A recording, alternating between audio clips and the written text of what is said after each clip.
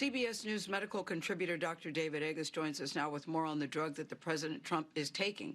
Good morning to you, Dr. Agus. Is there any proof that hydroxychloroquine can prevent COVID for the President or anybody else? Well, let's just start with the decision to take a medicine is one of the most personal things you can do, and it involves a discussion of a patient to a doctor with the risk, how close and how significant interactions did he have with his staff member, and the risks of the medicine. And they made that decision together given his risk for complication from COVID.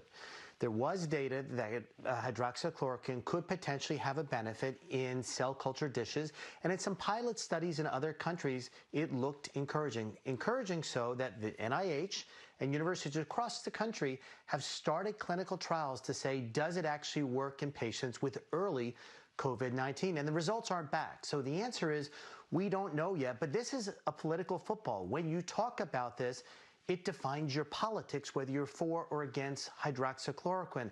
And that's not right. The data have to speak, and hopefully the data will be out soon. But as a doctor, would you recommend that a patient take a prescription drug for something they say they don't have?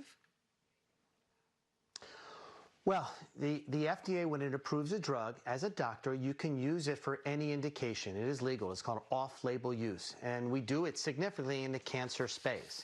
So what we know with COVID-19 is the data look and appear that the earlier you treat, the better the outcome. So with each individual patient, you look and you say, what's the risk that there's going to be complications for this patient? And maybe you'd want to be a little bit more aggressive with the President of the United States.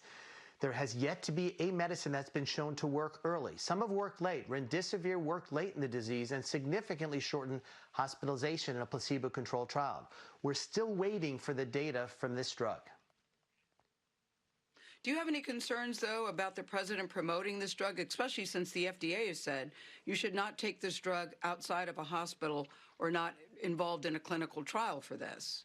Does this concern you? Well, but remember, in general, this is a very, very safe drug. People have taken it for malaria prophylaxis for decades. People have taken it for lupus without complications. And so I think it is safe. But I do not think the President of the United States, nor any politician, should be promoting individual therapies without data. This should not be part of politics. Health shouldn't be political. It is not a Republican or Democratic issue.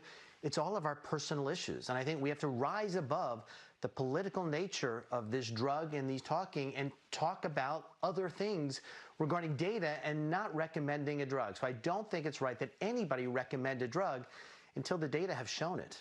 So the President doing this does not define that any patient in the country should emulate it, because we don't know that conversation with the physician. All right, David Agus, thank you very much.